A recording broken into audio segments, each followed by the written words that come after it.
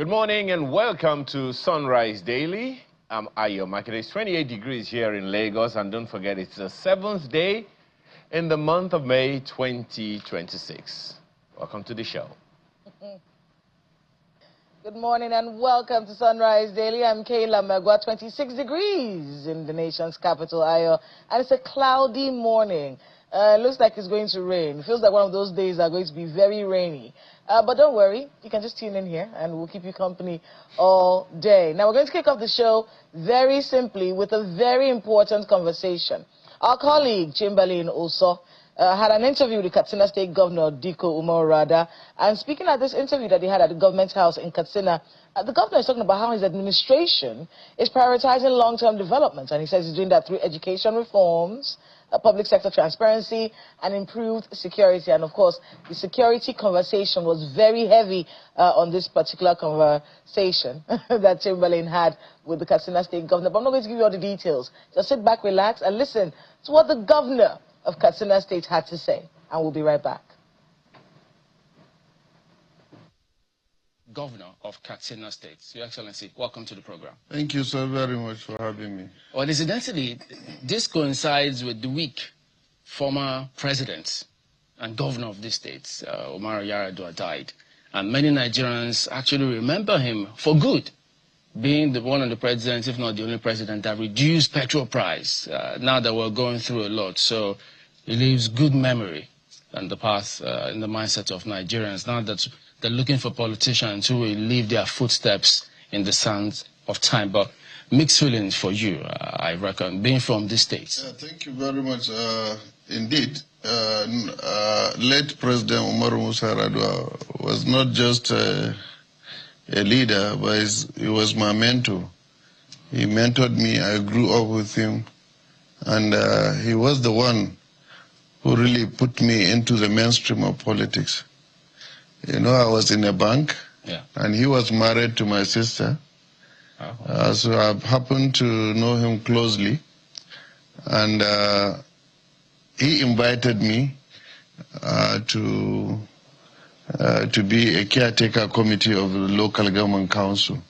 That's my own local government council. Even though I've been participating in politics since the SDP time, but it's like as a young win, and then I was very young at that time.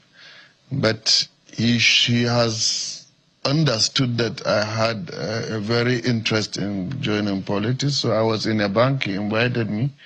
He said, I saw you have a lot of interest in politics. Why can't you resign and come and take this appointment as caretaker committee chairman of Challenge Local Government? That was 2003. And from then on, I have been in the system. But that was what brought me into the limelight of politics. So I will ever be eternally grateful to the late president because I've learned a lot from him. You know, you can't just understand until when you are close to him. He was such a humble person, a person who does not believe in worldly thing. He does not possess things. He doesn't have that attitude of the Nigerian politicians to be extra rich. And he's so humble, as I mentioned. And you learn a lot of leadership quality. He's patient. He can listen to you for 2 hours without interrupting you. He can be a problem solver because once you give him a problem, you don't need to crack your brain. He will give you a solution. And a very visionary leader. I will just give you an example. When I was writing my blueprint on what I want to do for the state, that is before I became a governor. That was 2 years before my election. So I came across a document which was done 2006 by the late president. You know, that time he called for a retreat and he gathered all the best brain of Katsina together and they discussed a number of issues and different sectors and they came up with a report. I saw my signature in the report because I was a local government chairman then and we were invited for that retreat. So, but some things that I want to do now, he has planned for it 18 years ago. So when I saw it, I was surprised.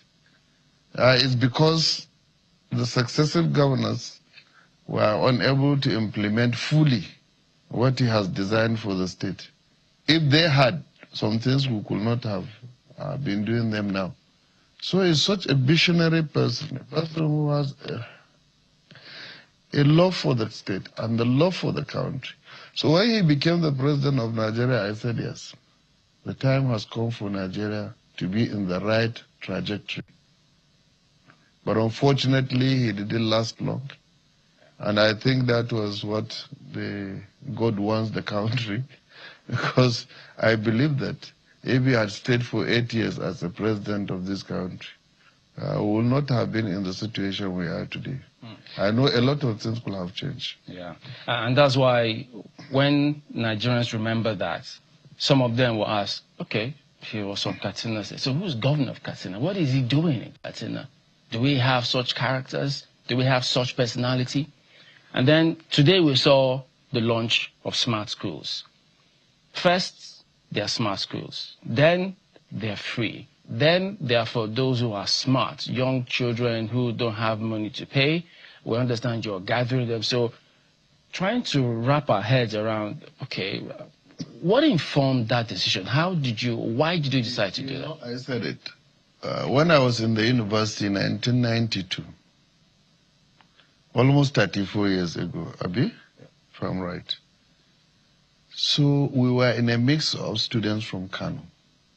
The university was Abubakar Tafawa Balewa University then, and it's a technology university. It's purely science courses at that university at that time. We only had 4 schools: School of Agriculture, School of Science, School of Computer, and School of Engineering. So majority and the greater number of people that came from Kano State at that time, they were a product of Dawakim Topo Model School or Dawakim Kudu Model School.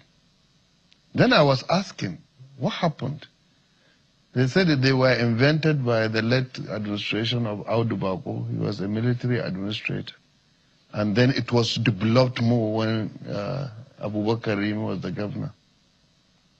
So the school has this concept of bringing the brightest student of the state into those schools, and they were teaching them special skills, special teachers. Everything about the school is special.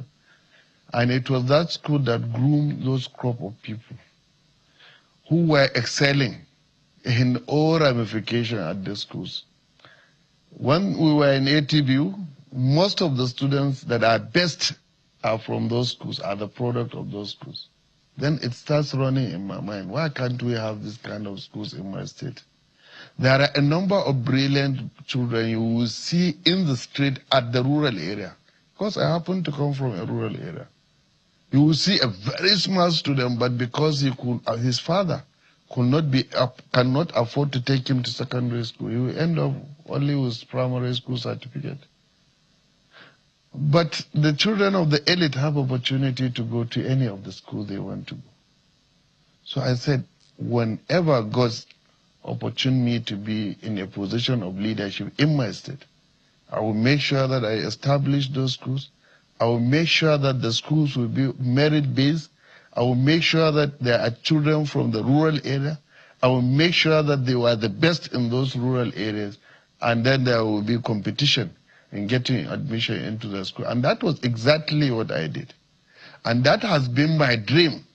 Today is a dream fulfilled. Because I wouldn't want those talent to waste. And I know we will not see the outcome now. 20, 30 years, the state would benefit from that outcome. That was the reason I said the school should be free. It should have everything any school should have. 24 hours internet service, 24 hours electricity. They should be fed well.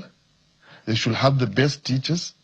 They should have the best environment, so that at least that opportunity will be there for those children to shine in the future. Because these days, we are talking about talent. And what we intend to do in that school is to create talent. If you are interested in music, we'll groom you to be a big musician. If you are interested in arts, will groom you to be that. If it's artificial intelligence, it's at your doorstep. If it's robotic, whatever you think a child. So we have put in place mechanisms that will try to identify the interests of every child and try to groom that child towards achieving his desired goal. So because if not, this kind of talent will be wasted in the villages, and maybe some criminal element will even recruit them because they are smart into criminality. And I can say that why is late Awolowo being respected in the Southwest? Is because he developed education. When you develop educational sector, you have developed human capital, you have developed that region. Now, the Southwest of this country boasts of having the highest and the most qualified people. You will see more professors, you will see hundreds or many professors and PhD holders in your family. And this is very common. Why? Because education was given priority during his time. So that was what informed my decision. It was a 34 years dream that I had. And God, because he knows my intention and he knows my mind, makes it reality. Today I'm a governor. And I have made one possible, and then before the end of the year, we'll launch the other two. You know, part of what we also saw, because I went around the place, we saw some of what you highlighted. They had all the trappings from JSS1, eventually they get to SS3. You have almost, from what we found, what they told us, almost 1,000 students there in the first instance, and then it will graduate to more moving forward. But it's free. And then we thought, wait a minute, if it's free, how are you funding it? And what's the guarantee that, you know, we always ask that question in this country. It took you 34 years. What's the guarantee that whoever comes up next will ensure that this legacy lives on? You know, what we intend to do is we'll legalize this thing. We'll go to the State Assembly and legalize the continuity of this service. And then again, what we intend to do to make the school more cosmopolitan in nature. Next batch of admission, we will reserve 30% of the number of students for anybody from any state that is willing to bring his child. But he will pay fully. But the 70% who are indigenous of this state will not pay. But the money we will be realizing from that 30% will help to augment all the expenses of the school, with the support the government will be giving. Because there is going to be a budget area for that school, I will be providing it. Now that you see, it's unlike many other schools that we have. The schools, yes, is under the Ministry of Education, but we have a PPP agreement. We have some consultants who are responsible for the feeding, for the recruitment, for the admission of the students, and also they will be responsible for payment of salary. So we'll be channeling the money and the salary to those people from the Ministry of Education to the consultants, so that at least the kind of discipline we intend to have and the kind of way we want to handle the situation will be unlike the other side. And then the incentive for the teachers is quite different from what we have, so that at least we can keep the teachers in the school. And that was the reason why we build houses, befitting houses in the school, so that we keep the teachers there and make life comfortable for them. Because right now it's funded from budgetary allocations at the moment. Yeah. So we also asked questions about the teachers. They told us that there's a standard, there's a board, a group of people who interview the teachers to make sure that there's a certain score that they get before they come in and nobody influences it. So how do we guarantee that in the days ahead, those systems too would not be watered down? You won't have any politician say, hey, this is my candidate, take that person. You know, what I did since when I became a governor, the first thing I had in my blueprint was public administration reform. I realized that in the service, in the state, both at local government and the state, people get to a position not because they deserve to get to that position, but because someone is behind them. They know the governor, or they know the governor's wife, or they know a commissioner, or they know someone, a friend to the government. So how can we grow with this kind of attitude? And this is what has been dragging Nigeria back. People should be where they should be based on merit, not based on the person they know. Since when I became a governor, the first thing I did was to drop all the permanent secretaries in the state. I said, anybody who wants, yes, anybody who wants to be a permanent secretary, as long as he's level 16, he can come for examination. We examined them, we interviewed them, and we took the best. And today, this has been the system. I thought, when I started, people think that, no, he can't do it, it will not survive, this is politics and all these things. But I was able to do it. When I recruited 7,325 teachers, I did not influence one single teacher, and I did not allow any politician, whatever standard or status he has, to influence the appointment of any teacher. It's merit-based. If you are able to pass your examination and your interview, you will get where you will be. I don't do it. Recently, I recruited for health services. I recruited for civil service. I did all this kind of recruitment, but all of it are merit-based. I don't influence anybody getting anything. In some of the positions in the state, some agencies, I even advertise it. I get the best hand. They don't say this is governor's candidate. Let's take him. No. I don't even, people even know, nobody even comes to lobby because they know my standard. I had made it very clear the first day I entered into the office that if you are coming to my office to beg to give position to those who doesn't deserve it, no matter how high place you are, you should not come, because I won't do it. And I stood by it. We are now 3 years. We want to keep this legacy. We want to make this kind of reforms because we want our state to be better. If there is any way I can help you as your friend, I can help you. But not to influence your employment when you don't deserve. Anybody who should be a teacher should be able to know what to teach. I'm doing a disservice to the state if I should bring in someone who is not qualified to teach. So what is he going to teach? And what kind of student do we want us to have? What kind of graduates do we want us to have? We must be realistic in this country. Favoritism must stop in this country if we want to grow, unless if we want to be where we are.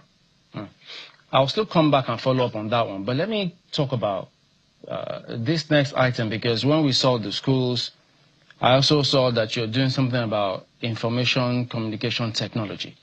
And we thought, wait a minute, all of these technological perspectives that you're bringing to bear in the States, how are you leveraging on that to improve on security in the States? You know, from inception, right away, we have built a system, a surveillance system in the state, across the 8 frontline local governments. The system is at the DSS headquarters in the state. But you know, it's not about the system. I'm telling you, it's not about the system. But wherever you see, you cannot solve the problem from the system. Somebody has to go there and attack it. But in a situation whereby those people that are supposed to do the work and the operation are not willing to do it, then how are you going to succeed? But now we are working on some drones. We are working on it right away, so that at least in some instances we can use that to suppress some attacks.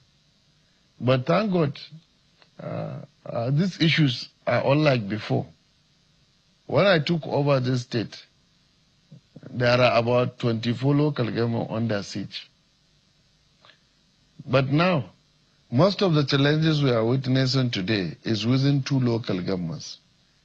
And with the correct and right cooperation from all the security agencies, it's something that we can tackle within 24 out of 34. Yes. But right now, we are talking about 2 local governments, which is Mataza and Musa. And with cooperation and effort and an operation of war, we can solve that problem. Because I've read you say that some of those people, if not all of them, most of them who are carrying out this act, they are known. They are from this. They are known. They are from that location. And so this notorious person that is disturbing Musa Mataza, we know him, is Muhammad. That is his name. And everybody, his father, his mother, his grandfather was born there. But the problem we have is the community. The communities are not given the right information. The communities are helping, I can say in a way, some of them are helping him. Why do you think that's the case? It's not a hidden thing. If you ask anybody, because he knows information. There was a day I called for a meeting here, a high-level security meeting in the State Government House on how to operate and deal with the situation. Yeah. 5 minutes after the meeting, he knows what we have discussed. He knows what we have discussed. There are moles who are giving them information? Of course, there is giving him information among us. Wow. So whichever village you go, in fact, he has even brought out a new strategy that he will go inside the village to demonstrate against the government so that they will put pressure on the government to allow him not to be pursuing him. Mm. So you have seen the situation. And then if there is a call of any attack, once the security move to the area, his moles among the people in the communities will call him and tell him that the security are coming. They have followed this road. So they will lay ambush for the security. So this is the kind of situation we are. There are moles among us, mole among the security, mole among the communities. That makes it more challenging. It's more challenging. Because who is that boy to have been doing all these things for us? Who is he if he doesn't have information more than us? There was some confusion about your approach. Because I understand I think the governor of Sokoto State some time ago said they will not negotiate. The governor of Zamfara State. Okay, said they will not negotiate with bandits. Yeah. And I think Northwest governors too said they don't want to negotiate. Yeah. What is your stand? Because some thought that you said you were going to negotiate. That was my position as well. Oh. I was the first to put that position forward. Oh. But the problem we had here was when the challenge was so much, the communities approached me. And look, Your Excellency, we have met with these people. They are ready to lay their arms. And we have suffered so much. And then we are not getting what we want from the security agencies in terms of giving us protection. So allow us to negotiate with these people if we can find peace. I said, you can go ahead, but I will not be part of it. Okay. So they went ahead. As I speak to you today, there are some local governments who have entered into that peace negotiation with the bandits. And for over a year, no attack in those places. No attack at all in those places.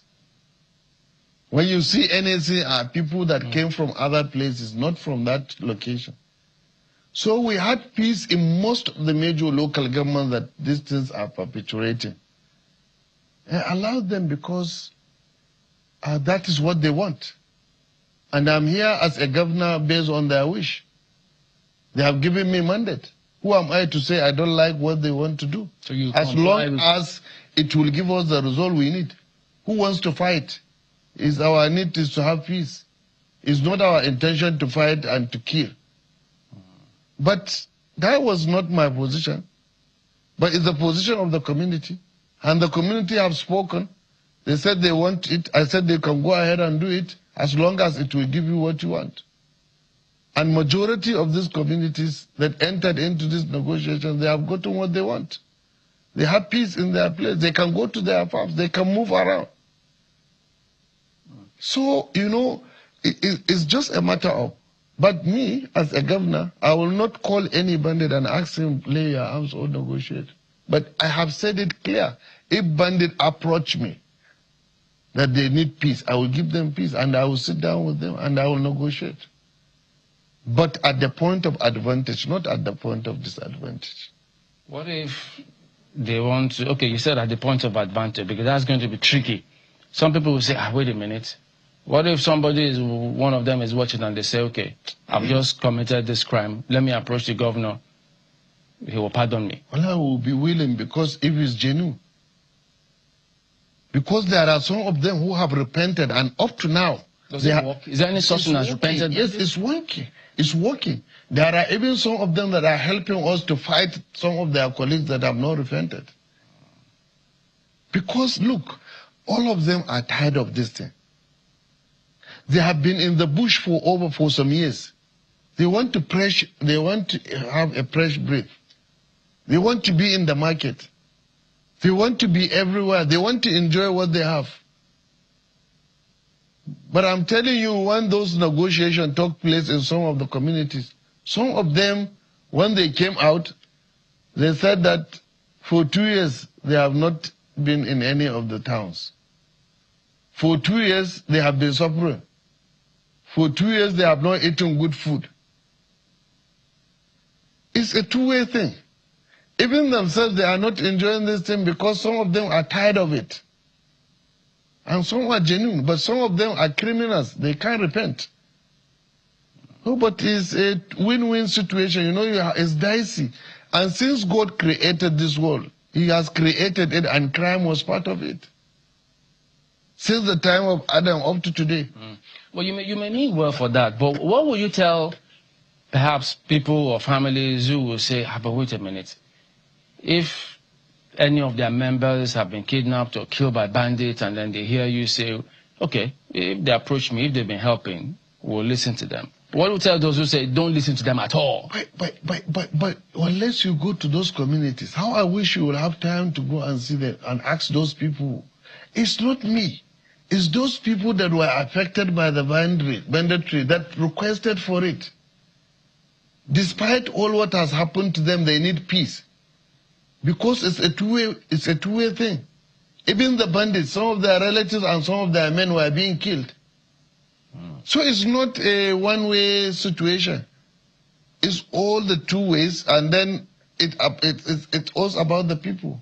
So these schools that you're building now, are they going to be safe? Of course, didn't you see what Radda we have even brought FOB? Yeah. There are military just by the side of the school, so that at least we can give that school a security that is needed.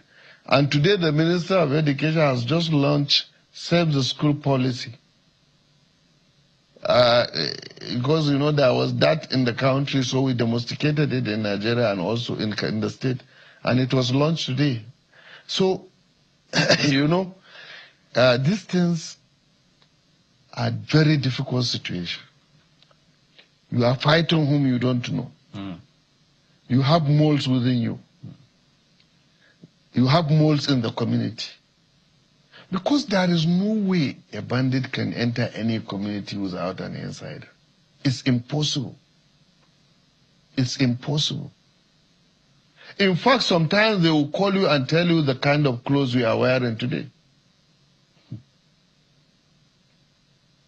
Today you have put on a suit with a red tie. They will tell you. And when you go to your house and change whatever clothes you put, they will tell you this is what they will call you. So that is how they are terrorizing people, because there are people around you who knows what they are doing. So it's easy to attack you because you don't know them. If you see them on the street, you can't identify them. Joseph, you don't call me yet. Well, as we wind down on this one, politics, a few things before we go. I know you talked about integrity. People should not influence anything. Merit should be the base. But I know you also might have heard people say the president is not popular in the north, and that his appointees will not campaign for him in the north. They will not vote for him up north. Are you going to campaign for him? Who told you? It's a big lie. You know, we have problem with the elite. This has been on for a very long time. What was not said about Obasanjo? What was not said about Jonathan? What was not said about any southern state? And at the same time, what was not said about General Muhammadu Buhari in the south? He said he will kill Christians, he is a fanatic, he is this, he is that. It's not true. We are here and we say it to the public that yes, we are supporting also Tinubu because we have reasons to support him. This country is not for us only. Does not belong to all of us. We believe in the unity of this country. And we believe that somebody from the south should be a president, somebody from the north should be a president. Are you going to campaign for him? I am campaigning for him. Not that I'm not going to. I am campaigning for. Even today, I've said, say to Nubu. Yes. I believe in his leadership. Do you think he's done enough? Because people look at the economy and say, well, we're not better off. Why should we vote for him? Which time is the economy better? Tell me. Every time somebody is a president, people will criticize and talk about the economy. But before APC came on, the economy was... No, even before then. Down. People have suffered under Obasanjo. There was outcry. Everybody was saying, yes, there was an outcry. During Jonathan, there was outcry. During Buhari, there was an outcry, even in Katsina. So this is a norm. Then the most funniest thing about it is, then if not Tinubu, who has not governed this country among all those people vying for presidency? You don't think the NDC now, maybe Peter Obi, it's not about a party.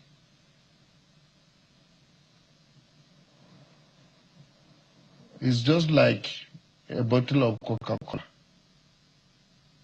It's the content, not the bottle. From outside they wrote Coca-Cola, but when you remove it and put Pepsi, people will think it's still Coca-Cola. It's not about the party. Nobody is going to talk to me about any party. All the people of this country are the same. They move from one party to another to satisfy their personal interests, not because for the betterment of this country. If you look at some of the presidential candidates, they have been in 5 parties, and every time they're in a party, they will say it's better. That party is better. They were in PDP. They were in APC. They were in CPC. They were in APP. Now ADC. Some of them have even moved from ADC now within 2 months, and they are now in NDC. So how are you going to tell Nigerians that, okay, I left PDP because it's bad, I'm in ADC, APC, they are bad, I now come to ADC 2 months, and you say ADC is bad? They're following the personality. Sure. Not the party. Nobody is following any party. So there is no any party principle in this regard.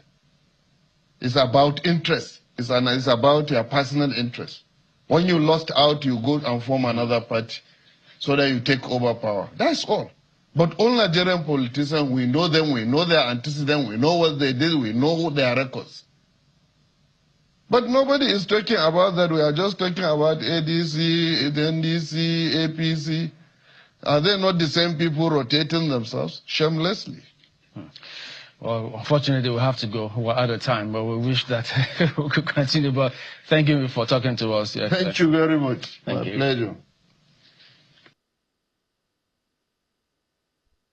It's a very important conversation and one that opened up a lot of issues. With all the work and development that is going on, especially in places like northern Nigeria, the ultimate question is how do you protect the infrastructure in those places? And this whole idea of negotiating with terrorists and you know, for peace in communities, it does feel like we've started something, or some people started something that may not have an end. But we're going to be talking about that, security and politics, with my guest who's in the studio, the host of Inside Sources, former presidential aide, Akande. Thank you so much for being with us on the program. Good morning. Good to see you again, Kela. I mean, let's wrap up on some of the things that we just heard Governor Radda talk about there. This whole idea of negotiating with terrorists, some communities getting into arrangements with terrorists and bandits so that they can live in peace, paying some kind of levy in some cases. This is something that you've had to talk and deal. Is there any justification for it? Well, you know, I mean, so that is what those who take an extreme view about what is happening in Nigeria, that is what they see, and they talk about state failure. Yes. You know, because when the state can't do what it ought to do, and you have this bunch of criminals, you know, entering into some kind of arrangement with the people, and the people are following through with them because they have no choice. There is no sign of governance in the place. You know, that's how state failure is partly defined. So in my view, this is not acceptable. That is why we have a government. That is why we have a social contract where we say that the instrument of force has to be monopolized by the state. So when you have bandits, being able to also take significant portion of the monopolization of the instrument of force, that is why it's what people call state failure. And that whole concept, I think we've talked about it before, kicking the can down the road. Yeah. A lot of governors take the easy way out, don't they? Just let's settle them. Yeah. Let me finish and they'll just go my way. Yeah, so you kick the can down the road, and then whoever comes in has to deal with the mess. And that's the point. It's a bigger mess now. And that's the point, specifically to our northern brothers, they need to sit down in their states and solve this problem and get the federal government to do what they ought to do. We need a synergy between the federal government and the state government. But more than anything, for the immediate part, we need the state police to take off quickly so that we can hold those state governors responsible for the internal securities in their states. Well, let's move on to something else. And this has to do with Nigerians, in fact. These xenophobic attacks in South Africa, at the time when you were presidential spokesperson, we had to deal with this as well. Yeah. I remember a few statements coming out about it, but it's something that's been going on for a very long time. Right. We're seeing now the National Assembly is wading into it. We saw the Ministry of Foreign Affairs, someone in the, what they said they're going to have a conversation, we don't know what the outcome of that conversation was, making particular demand, NIDCOM, making particular demands of the government when it comes to the protection of Nigerians and Nigerian interests. We saw some people even go extreme. We saw Adam Soshomole in the Senate saying that we should shut down some of their businesses here. What's going on? And are we toying? We're toying with the lives of Nigerians again. I think it's a very serious matter, like you said, that has been on for a while. I think the fundamental problem that is there is this deep-seated mutual distrust between some of the South Africans and some of our people in South Africa. Which both governments have not done enough to clear. There is a lot of reasons why Nigeria and South Africa ought to be, chummy, some of the best of friends, if you look at what Nigeria has done in the past, and for which South Africans can never deny, and I don't think they have tried to even deny it. And it's not as if we are trying to bang the table. We are just saying that, look, we are supposed to have the best relationship because of the history of our relationship over the years. Apartheid didn't happen in the 60s. It's recent. Yeah. So a lot of the people who are committing these acts of xenophobia were here. Yeah. They were around during apartheid. They were there when Nelson Mandela was released from prison. They are privy to the amount of work African countries like Nigeria had to do to get them the freedom that they needed. Right. But they're still doing this. Well, so is the level of distrust, that is underlying all of this among some of the people. And I had during the platform last week, one of the speakers, I think he came from South Africa, who said that, well, look, that is not happening large scale in their country, that doesn't reflect, the views of the majority of South Africans. And we can say, all right, but... No, he can't say that. No, that's what he said. He can say that they have a political party. I'm addressing it. Dudula exists in South Africa. And they came up, if the government of South Africa can allow a political party that runs on the platform of anti-immigration, then they're in support of this, even if it's passively. So that's my point. I was just reporting what he said, so and then I land on my own response to it. So he was trying to say that a very famous guy, I forgot his name, was on platform. He was trying to say that, oh look, majority of South Africans don't think like that. But the problem is that we have had enough of those expressions of xenophobia over the years. And so people such as himself who understand that our relationship ought to be better must also acknowledge the reality of what is going on and hold themselves, government and people of South Africa, to the responsibility of fixing it and working also with us, to fix it. It doesn't look good at all. And I dare say that this looks very, very bad on the South Africans. It looks very, very bad. It is morally reprehensible, the kind of stuff that they are doing to Nigerians. Now, I'm not saying that Nigerians ought to go there and be committing crimes. You know, if people are found, you know, committing crimes, they can't be lynched. South Africa is not a jungle. You know, people who break the law should be dealt with. I mean, we can't have a jungle in South Africa or anywhere for that matter. You know, national courts of justice ought to prevail. But to have this thing going on for years and years, you know, shows that there has to be a systemic, fundamental shift, and the government of South Africa ought to take a lead in doing that.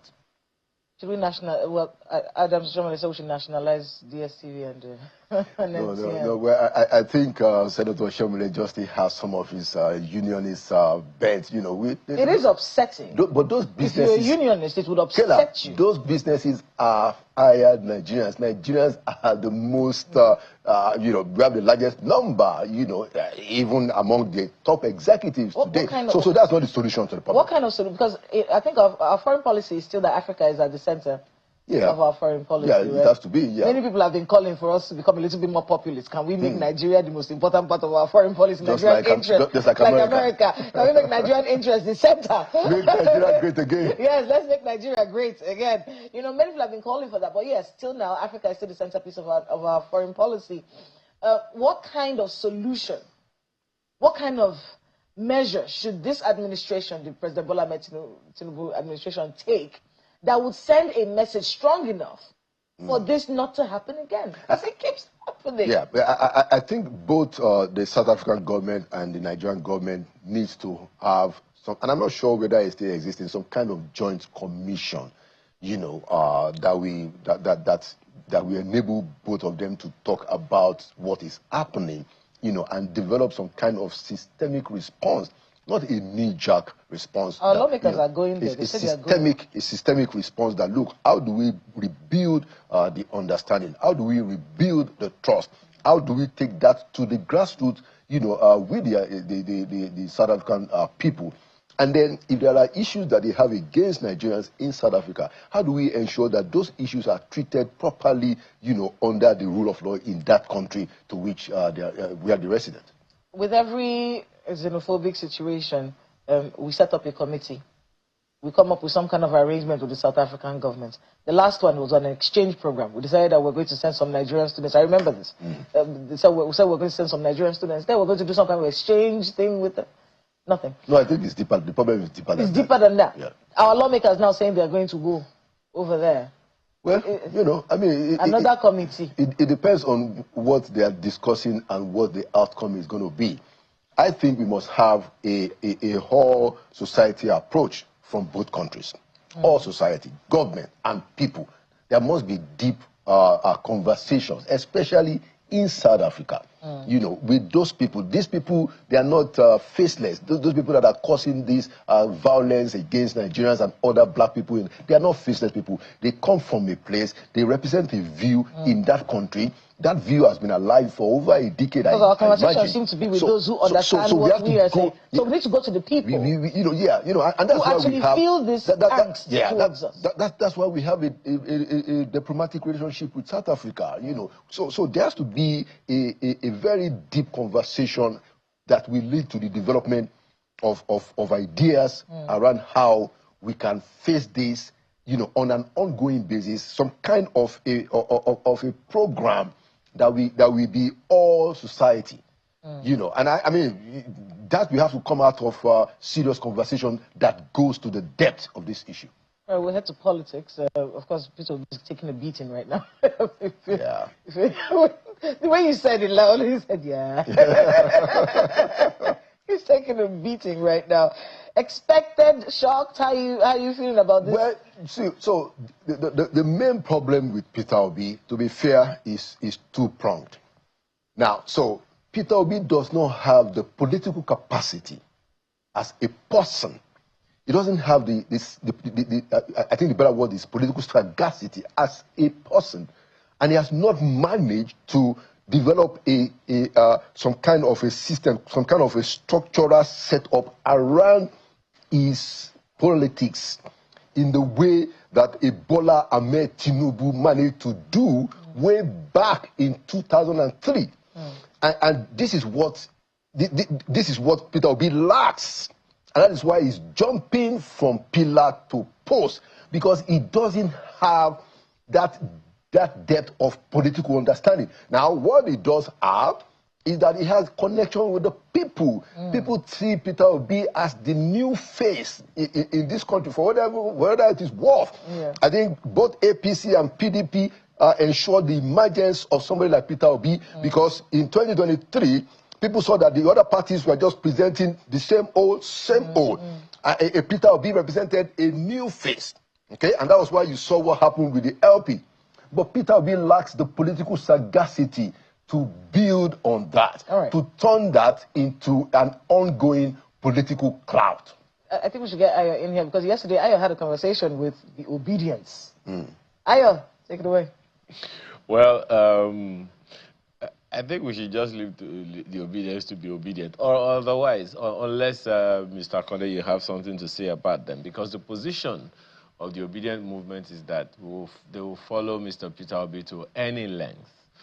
Well, there will be questions, all kinds of questions, but then just as you talked about political sagacity now, a host of people who followed, Mr. Peter Obi from party to party, have begun to capitulate, if that's something to say. Mr. Kenneth Okonkwo, for instance, has said that, look, he's stopped speaking for him because of some of the issues that you have raised. But then, is it a concern for you that the ideology that young people hold about Mr. Peter Obi is something, is it valid? Because their opinion, a good number of them, is that he's an untainted politician in the scheme of things. What are your thoughts on that? Yeah, so my view is that Peter Obi emerged because of the opportunity that the outcomes of the party primaries in 2022 produced. It produced an opportunity for a new face, and Peter Obi harvested from that. I have not seen Peter Obi, showcase any profound understanding of how to confront the Nigerian problem. I haven't seen that, and I'm not the only person. But he has that populism among a group of young Nigerians, because those group of young Nigerians, they want a different face. They want something new. They don't want all these old political elites. And they have managed to remove Peter Obi from that old gladiators. Peter Obi to them represents the new face, because APC and PDP couldn't produce somebody that could resonate with that demography. Peter Obi does resonate with them.